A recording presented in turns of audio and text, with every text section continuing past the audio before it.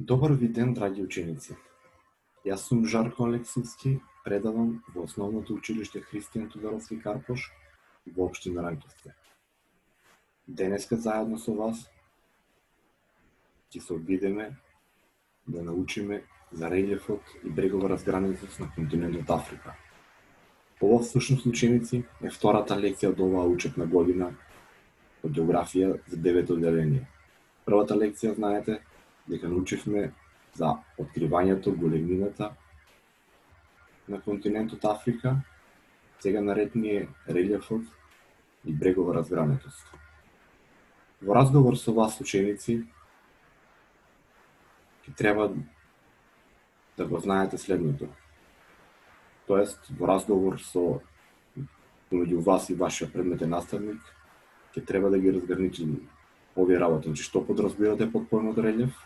Овие работи сте ги учели и во претходните години. Какви релјефни форми се присутни во Африка? Што е карактеристично за релјефот во Африка? И кој тип на релјеф е најзастапен во Африка? Ќе во континентот Африка. И согласно овие работи што во претходните години учени, ќе треба во разговор со вашиот предметен наставник да ги разграничите. Воедно ќе имате и задача на карта на свет или на атлас да ги пронајдете заливите, полуостровите и островите што се наоѓаат околу Африка. Сега да преминеме на главниот дел од лекцијата, ученици. Прво основно да видиме за релјефот на Африка. Значи, релјефот на Африка го представува поголем број на пространи висорамнини. Од тие висорамнини се издигаат неколку планински масиви. Во северните делови во пустината Сахара се наоѓаат следните планини: Атлас, Ахагар, Тибести и Дарфур.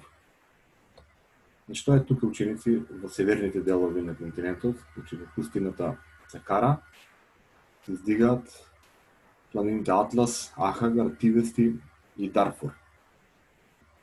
Најголемите пак планини се наоѓаат во источните делови на континентот Африка, значи во овој дел тука. Како најголеми планини тука може да ги издвоиме етиопските планини, Килиманџаро, Кенија и Рувензори. Подолу на сликата е представена планината Килиманџаро. Тоа е воедно и највисока и најголема планина во Африка. Нејзиниот врв достигнал височина од 5895 метри. Ова е планина Килиманџаро. Гледате сами дека има изглед како на голем изгаснат вулкан. Ова планина достигнала височина 5895 метри. Особена карактеристика за релјефот на Африка, и сами знаете дека се пустините. Најголема жешка пустина на земјата, што се наоѓа во северниот дел на Африка, е пустината Сахара. Оваа пустина ги зафаќа северните и западните делови на континентот, а се простира на околу 7 милиони километри квадратни. За споредба, континентот Австралија има 9 милиони километри квадратни, а оваа пустина Сахара сама целосно има 7 милиони километри квадратни. Ќе тука на овој глобус, че тука е овие делови од западните, северните до крајни се да ги зафаќа пустината Сахара.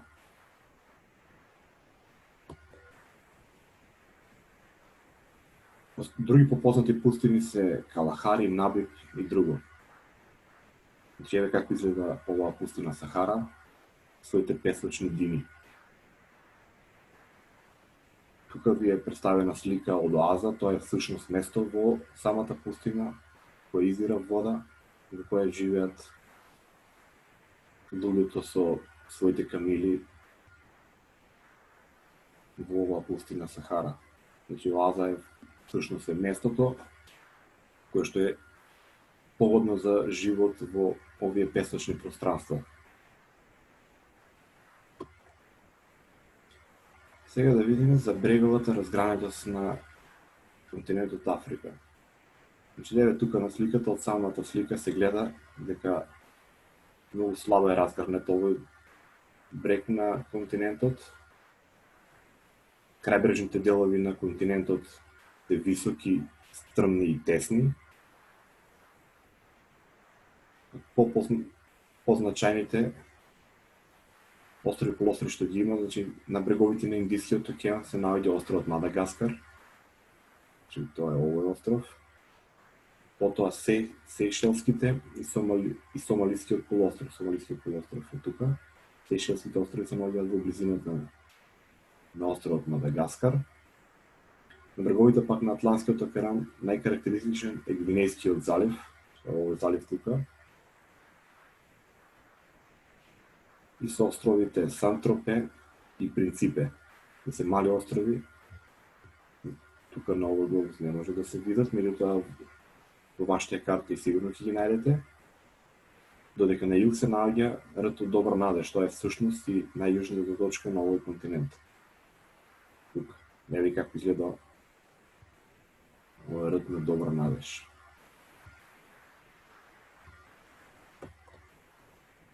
Сега да видиме со кои поими се сретнавме во текот на денешното мое излагање.